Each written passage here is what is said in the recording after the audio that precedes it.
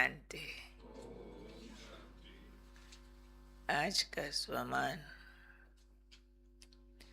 मैं ever happy आत्मा हूँ,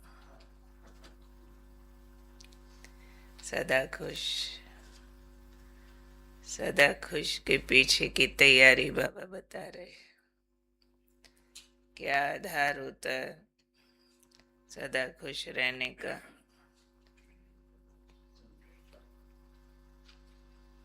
बोलो अपना अपना। संतुष्टता, बेफिक्र बादशाह, आत्माभिमानी स्थिति, निश्चिंतता। कैसे आ जाएगी निश्चिंतता, बेफिक्र, खुशी? निश्चय बुद्धि से जी।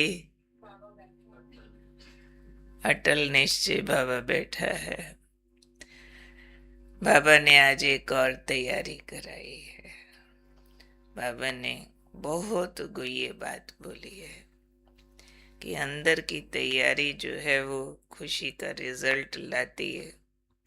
बाबा ने कहा एवर हैप्पी का आधार है प्रैक्टिकल रूप में एवर रेडी। हर बात के लिए रेडी। जो रेडीनेस नहीं होती है ना, वही इरिटेशन, नाराजगी, उदासी और भी कई तरह के रिएक्शंस लाती है। क्योंकि हम बहुत सारी बातों के लिए मानसिक रूप से तैयार नहीं होते हैं। हम उन बातों को चाहते नहीं हैं, पसंद नहीं करते हैं, और ज्ञान ये कहता है उन बातों को आना ही है। कौन कौन सी बातें? बाबा ने 3 का नाम लिया, उसमें सब आ जाएंगे। प्रकृति के द्वारा आने वाले पेपर, परिस्थितियों के द्वारा आने वाले पेपर, शारीरिक कर्म भोग के द्वारा आने वाले पेपर। क्या हम इन सब के लिए तैयार हैं कि भले आए हम बुरा नहीं मानेंगे? कौन कौन तैयार है कि भले आए हम बुरा नहीं मानेंगे? आए भले बीमारी, आए भले प्रकृति के प्रकोप, बेशक आए परिस्थितियां, या अभी तक भी कोई कोई ज्यादातर भक्ति मार्ग वाली तैयारी करते हैं। जैसे भक्ति में कहते ना, हे भगवान ऐसा ना हो, ऐसा ना हो कह के हम ऐसे को इनवाइट कर रहे होते, क्योंकि उसको याद कर रहे होते हैं। ना कह के भी उस बात को याद कर रहे होते हैं। तो ऐसे ही आज बाबा ने कहा रेडीनेस चाहिए, एवर रेडी। किस किस बात के लिए?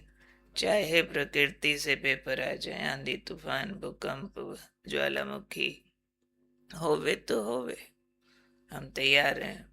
शरीर को बीमारियां आए तो आए, हम तैयार हैं। परिस्थितियां आए तो आए, हम तैयार हैं। तो बाबा ने कहा एवर हैप्पी का प्रैक्टिकल स्वरूप है एवर रेडी।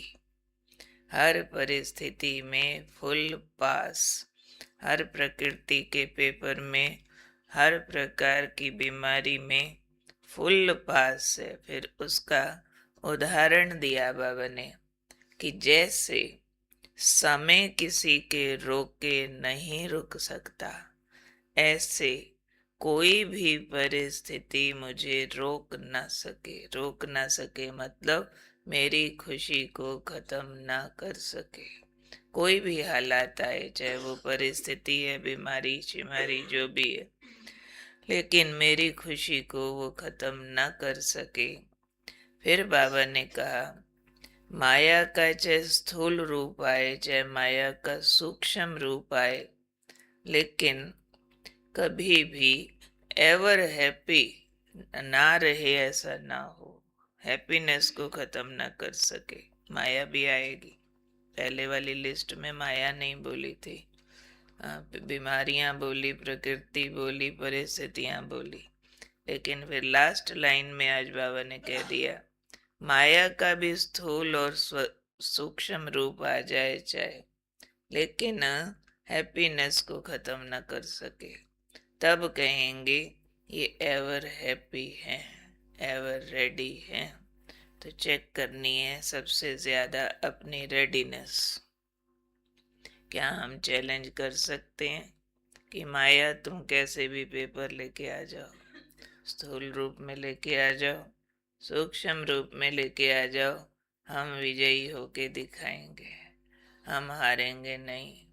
चाहे कोई बीमारियां आए हम दुखी नहीं होंगे, कोई भी परिस्थितियां आ जाए, संबंध की आ जाए, धन की आ जाए, निंदा की आ जाए, हम दुखी नहीं होंगे।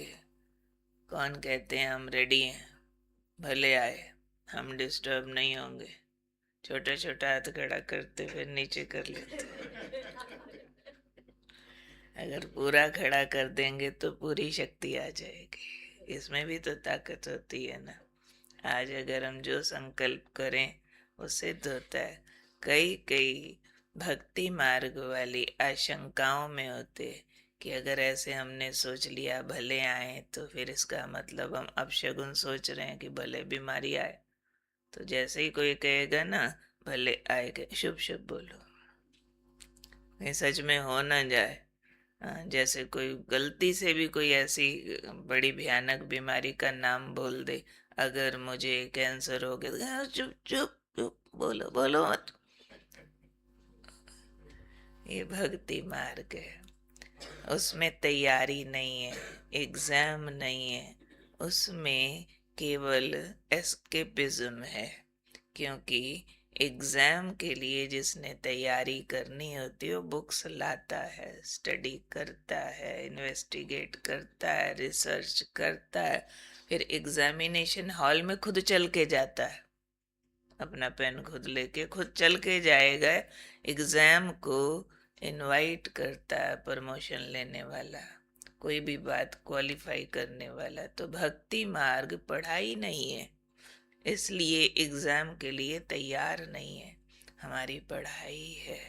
हम लोग एग्ज़ाम के लिए तैयार होते हैं तो हम पढ़ते हैं परिस्थितियाँ कैसे हो सकती है, और अगर मेरे को आ गई तो क्या फीलिंग होगी, और मैंने उसको कैसे इम्प्रूव करना है। तो आज बाबा ने कहा एवर हैप्पी का प्रैक्टिकल स्वरूप है एवर रेडी। बाबा साकार में पढ़ाते थे मुरलियों में, अम्मा मरे तो हलवा खाना, बीवी मरे तो हलवा खाना।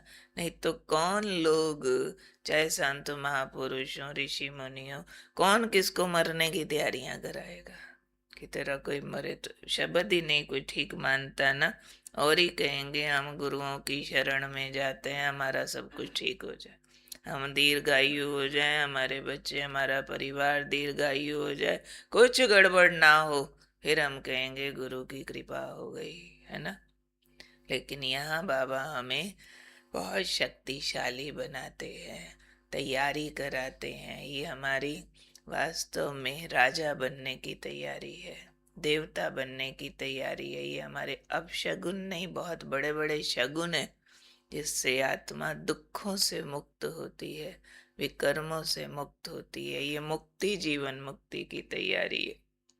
इसलिए आज बाबा ने कहा एवर हैप्पी वाला युग आना ना, तो एवर हैप्पी के लिए रेडीनेस तैयार रखो, अपने अंदर से विजुअलाइज करके तैयारी होनी चाहिए। ऐसा हो जाए तो कुछ नहीं होगा, वैसा हो जाए तो कुछ नहीं होगा, ये हो गया तो वो हो गया तो कुछ नहीं होता।